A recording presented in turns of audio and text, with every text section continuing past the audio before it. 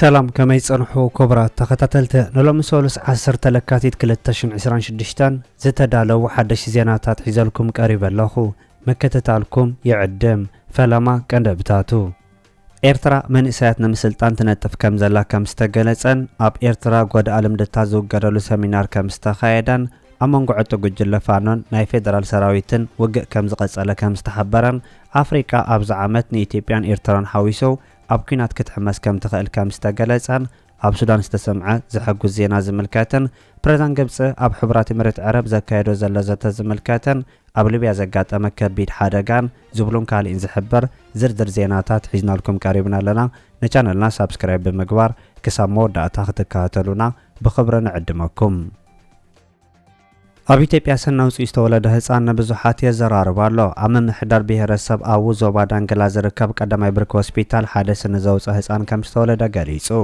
ማሕረስ ነርሳብቲ ሆስፒታል ዝኾነ መንግስቱ ኣቤ ኣብ ቀዳማይ ብርኪ ሆስፒታል ሓደ ስነ ዘውፅእ ህፃን ከም ዝተወለደ ሓቢሩ ኣሎ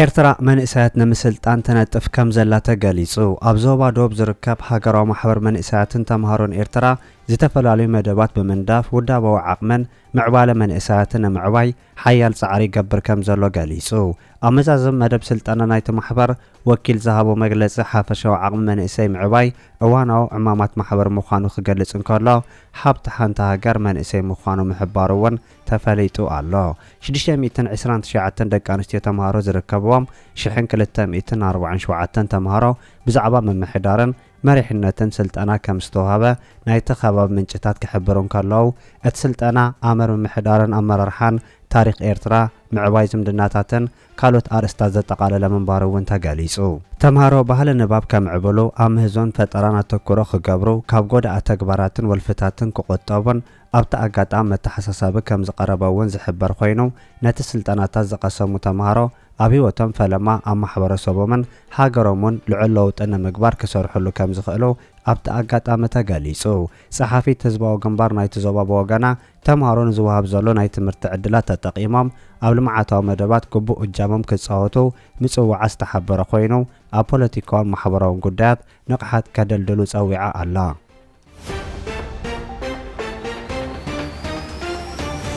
ኣብ መንጎ ዕጡ ጉጅለ ፋኖን ናይ ፌደራል ሰራዊትን ውግእ መቐጻሉ ተሓቢሩ ከም መቐጸልታ ናይቲ ኣብ ክልል ኣምሓራ ዝካየድ ዘሎ ኣብ መንጎ ሓይልታት ፋኖን ሰራዊት ፌደራልን ዝተለዓለ ግጭት ኣብ መንጎ ክልቲኡ ወገናት ከቢድ ውግኣት መቐናዮም ካብቲ ከባቢ ዝተረኸበ ሓበሬታ ይገልጽ ኣብ ሳልስቲ መጥቃዕቲ ፋኖ ሓይሉ ከም ዝተረኣየ ዝሕብሩ ምንጭታት ናይቲ ከባቢ ናይ ፌደራል ሰራዊት ካብ ደቡብ ጎንደር ከም ዝደፍእዎም ክሕበር እንከሎ ሓይልታት ፋኖ ኣብ ሰሜን ደቡብ ጎንደር ላዕለዋይ ኢድ ሒዙ ከም ዘለዎ እውን ተገሊጹ ናይ ፌደራል መንግስቲ ኢትዮጵያ ጸብጸባት ብወገኖም ኣብ ልዕሊ ናይ ፋኖ ሓይሊ ዕንወት ከም ዘውረዱ ብምሕባር ነቲ ናይ ፋኖ መግለጽታት ዝቃወሙ መልስታት የቃልሑ ከም ዘለው ብተወሳኺ ተሓቢሩ እዚ ከምዚ ኢሉ እንከሎ ናይ ፌደራል ሰራዊት ኣብ ደባት ትግራይን ዓፋርን ክጽጋዕ ጀሚሩ ከም ዘሎ ምስቲ ኩነታት ቅርበት ዘለዎም ወገናት ይሕብሩ ኣለው ኣብ ኢትዮጵያ ኣብ ኩለን ዓበይቲ ክልላት ግጭታት ከም ዘሎ ዝጠቕሱ ወገናት ኢትዮጵያ ከምዚ ኢላ ንንሕዳ ክትዋጋእ ኣብ ታሪኻ ንፈለማ እዋን ክኸውን ከም ዝኽእል እውን ናይቲ ሃገር ወገናት ይገልጹ ኣብ ደባት ዓፋርን ትግራይን ዝዓርድ ዘሎ ናይ ፌደራል ሰራዊት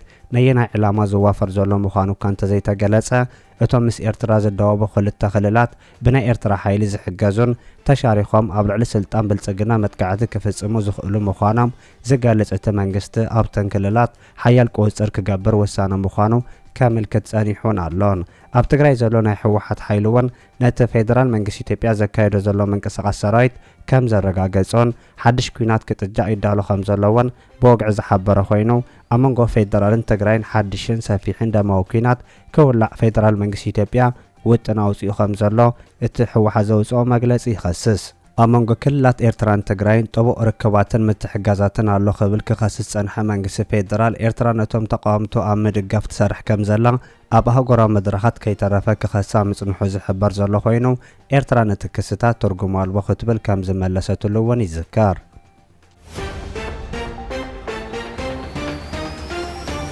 ኣብ ኤርትራ ጎዳኢ ልምድታት ዝውገደሉ ሰሚናር ከም ዝተኻየደ ተገሊጹ ኣብ ኤርትራ ዞባ ደቡብ ጎዳኢ ልምድታት ደቂ ኣንስትዮ ንምጥፋእ ሰሚናር ከም ዝተኻየደ ተሓቢሩ ጎዳእ ተግባራት ንምጥፋእ ዝዓለመ ሰሚናር ብፍላይ ድማ ኣብ መውሰቦ ትሕቲ ዕድመን ምክንሻብ ደቂ ኣንስትዮ ዘተኮረ ሰሚናር ኣብ ንዞባ ሰንዓፈ ከም ዝተኻየደ ተገሊጹ።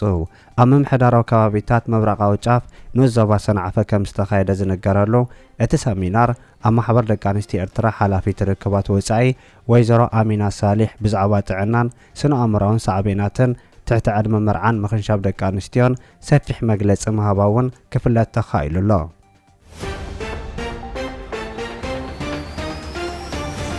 ኣፍሪቃ ኣብዛ ዓመት ብኩናት ክትሕመስ ከም ትኽእል ተገሊጹ። ኣፍሪቃ ኣብዛ ጽባሕ ዝቃየር ዘላ ዓለም ኣብ ቴክኖሎጂን ቁጠባ ንድሕሪት ክታርፍ ምዃናን ናይ ዓለም ነውፅእ ማእከል ክትከውን ከም ትኽእል ኣህጉራዊ ጉጅለ ግጭታት ይገልጽ ኣሎ። ኣፍሪቃ ሰኣን ሓበራዊ ረኣይን ንቕሓትን ኣብ ኩናትን ወረኩናትን ከም ዝጸንሐት ዘመልከተት ጉጅለ ኣብዚ ግዜ ዓለም ኣብ ናይ ባዕላ ዘይርጉእ ሃዋህው ተሸሚማ ብምህላዋ ኣብ ኣፍሪቃ ዘጋጥሙ ጸገማት ዕሽሽ ከም ትብሎም ክሕብር እንከሎ ኣፍሪቃ ገዳይ ክትከውን ከም ትኽእል ኣሚቱ።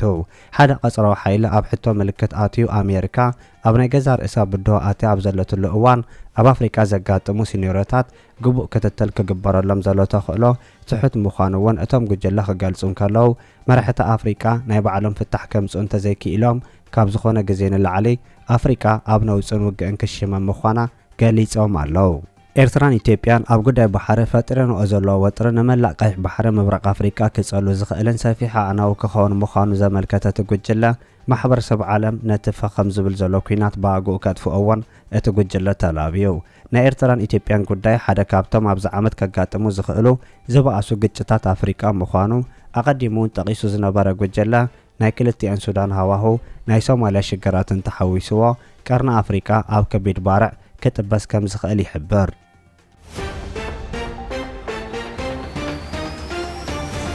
ኣብ ሱዳን 3.5 ሚልዮን ሰባት ናብ ቤት ንብረቶም ከም ዝተመለሱ ተገሊጹ። ኣብ ሱዳን ልዕሊ 3.5 ሚልዮን ሰባት ናብ ቤት ንብረቶም ምምላሶም ተሓቢሩ። ኣብ ሱዳን ልዕሊ 3.5 ሚልዮን ሰባት ናብ ገዝኦም ተመሊሶም እኳ እንተለዉ ልዕሊ ፍርቂ ካብቶም ተመዛበልቲ ትሕቲ 18 ዓመት ዝዕድሞም ህፃናት ኮይኖም ይቕጽሉ ከም ዘለዉ ኣህጉራዊ ውድብ ስደተኛታት ኣፍሊጡሎ። ኣብ ኩለን 18 ግዝኣታት ካብ ልዕሊ 12,000 ቦታታት ዝተረኸበ ጸብጻባት ልዕሊ 3.5 ሚልዮን ሰባት ናብ መንበሪ ገዝኦም ክምለሱ ምኽኣሎም ክሕብር እንከሎ ምስቲ ኣብ ጥሪ 2025 ዝተመዝገበ ዝለዓለ ቁጽሪ ተመዛበልቲ 11.5 ሚልዮን ክነጻጸር እንከሎ ካብ ጠቕላላ ተመዛበልቲ 21 ሚእታዊት ናብ ቤት ንብረቶም ከም ዝተመለሱ ይገልጽ። ካብቶም ናብ ቤት ንብረቶም ተመሊሶም ከም ዘለዉ ዝንገረሎም ዘሎ ሰባት ኣስታት 3 ሚልዮን ኣብ ውሽጢ ሱዳን ተመዛቢሎም ጸንሑ ኮይኖም እቶም 585,000 ካብ ጎረባብቲ ሃገራት ናብ ሱዳን ዝተመለሱ ምዃኖም ተገሊጹ።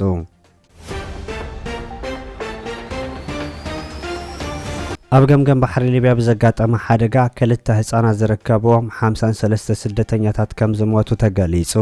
ኣብ ገምገም ባሕሪ ሊብያ ብዘጋጠመ ሓደጋ ክልተ ህፃናት ዝርከብዎም 53 ስደተኛታት ከም ዝሞቱ ትካል ስደተኛታት ሕቡራት ሃገራት ኣፍሊጡ። ካብቶም ኣብታ ጀልባ ዝነበሩ 55 ሰባት ክልተ ናይጀርያን ደቂ ኣንስትዮ ጥራይ ከም ዝደሓና IOM ዝጠቐሰ ኮይኑ እታ ካብ ወደባይት ከተማ ኣልዞርያ ዝተበገሰት ጀልባ ንኣስታት 6 ሰዓት ከም ዝተጓዓዘት እቲ ሓደጋ ድሒሩ ከም ዘጋጠማ እውን ተገሊጹ። እቶም ግዳያት ካብ ዝተፈላለዩ ሃገራት ኣፍሪቃ ዝመጹ ምዃኖም ዝተሓበረ ኮይኑ ኣብዚ ሓድሽ ዓመት ጥራይ 2026 ካብ ሊብያ ናብ ኤውሮጳ ክሰግሩ ዝፈተኑ ኣስታት 500 ስደተኛታት ከም ዝሞቱ ጸብጻባት ትካል ይገልጹ።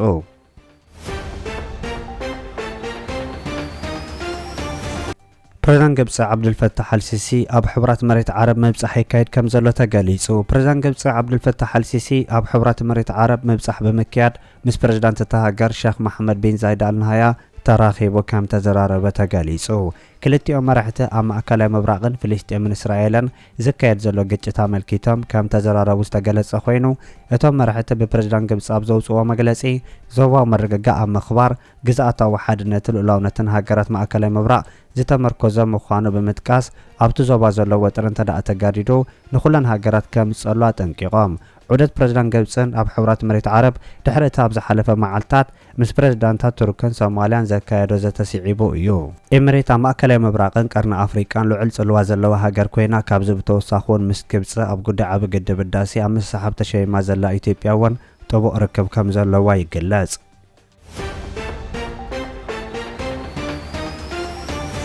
አስተያየታቸውን ለዶችቬሌ የሰጡ የቀድሞ የኢትዮጵያ ዜጎች ለማህበራዊ ፍትህ ኢዜማ ከፍተኛ አመራር መምህርና ፖለቲከኛ አበበ አካሉ በትግራዩ ጦርነት ተጠቅማ ወደ ኢትዮጵያ ግዛት ዘልቃ የገባችው ኤርትራ ኢትዮጵያ ወሰኖችን እየገፋች ለመምጣቷ ብዙ ማሳያዎች አሉ ብለዋል። ሁለቱ አካላት በቅርብ ጊዜ ውስጥ ደግሞ እያፏፈሙ ካሉት የጦርነት ዛቻ ጋር ተያይዘው አሁን ላይ ከምን ጊዜውም በላይ ሁለቱ ሀገራት የመሳሪያ አፈሙዝ ለመሳብ ስለመቃረባቸው ግምት መኖሩን ጠቁመዋልም። ቀደም ጠቅላይ ሚኒስትሩን ፓርላማ ላይ እንዳቀረቡ ጥፋቱ የኛ ነው፣ በር ከፍተን አስገባል። የያዘውን ቦታ ብቻ አይደለም እየገፋን መጥቷል ከትግራይ ክልል። ይሄ በጣም ትልቅ የሉዓላዊነታችን መደፈር ነው። ለዚህ ደግሞ ተጠያቂ የኛም መንግስት ጭምር። ይሄ ሲሆን መጀመሪያው ጀምሮ ማስቆም አይቻልም ወይ? እዛ ቦታ ላይ ይህን ያክል ጊዜ እስከሚቀመጡ ድረስ ተጠብቁ። ይህ በጣም ተገቢ አይደለም እና የውጭ ጉዳይ ሚኒስትሩ ደብዳቤ ጽፈዋል ወይ? ደብዳቤ መጻፉ ሌጋል ሆኖ መጻፍ ጥሩ ነው። ነገር ግን ምንድን ነው ኮንሲኩዌንሱ፣ በሚቀጥለው ምን ይፈጠራል የሚለው ፕሬዲክት ማድረግ አስፈላጊ ነው። ያው ታውቃለህ የጦርነት ዛቻ አለ፣ በዛም መልኩ የጦርነት ዛቻ አለ። ያ ከመሆኑ ፊት ግን ዲፕሎማሲያዊ ነገሮች መቅደም ቢችሉ ልክ እንደዚህ ደብዳቤ በመጻጻፍ ምላሾችን መውሰድ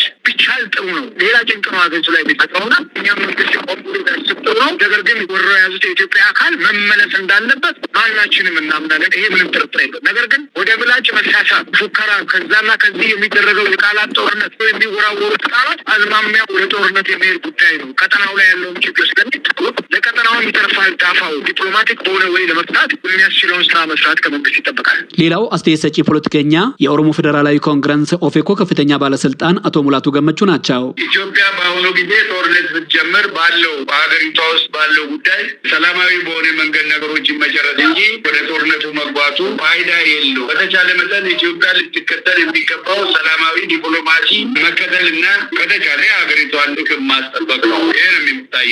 ፖለቲከኛ አበበ አካሉ ይህ የኤርትራ ተግባር ውሎ ያደረና የቆየ ነው ይላሉ።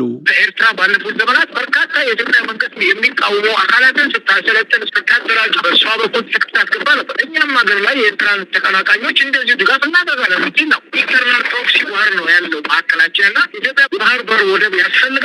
ምንም ጥርጥር የለውም የባህር በር ጉዳይ። ይህን ማንም ኢትዮጵያ አክሴፕት ያደርገዋል፣ እኛም አክሴፕት እናደርገዋለን። ከዚያ ጋር ይህን ሲታሰብ ላለው ጂኦፖለቲካ ኢትዮጵያ ትጋለጣለች። ቀንዱ ላይ አሁን ምዕራባውያንና አረቦቹ አዳዲስ አገሮችን እያዋለዱ ነው። እኛም ጋር ይህን አጀንዳ ይዞ ሊመጡ ይችላሉ። ምዕራባውያንም አረቦቹ ኢትዮጵያ በዚህ እንትን ከኤርትራ ጋር ተዋግታ ትሸንፋለች የሚለው እምነት አይኖርም። ነገር ግን አደጋ የከፋ ነው። ለትናንቱ ድል እናደርጋለን ብሎ መፎከርም አይቻልም። ምክንያቱም አገር ውስጥ ያለው ሲቹዌሽን ይህን ችግር ለመቅረፍ የትናንቱን አንድነት ማምጣት ያስፈልጋል። ዛሬ አገር ውስጥ ያለው የእርስ በርስ ግጭት ማቆም ተገቢ ነው። ይሄ እስካልሆነ ድረስ ወደ ግጭት ካመራን ከጀርባው ሌሎች ምዕራባውያንና የአረቡ ዓለም ሀገራት ከኋላ እኮ አሉ። መሳሪያ የሚያቀብሉ ከኋላ አሉ። ጎራ ለይተን የእነሱን ጦርነት እኛ ሜዳ ላይ ልናደርገው ስለምንችል የመጨረሻውን የዲፕሎማሲ እንጥፍጣፊ መጠቀም መቻል አስፈላጊ ነው። ፖለቲከኛ ሙላቱ በፊ ናቸው።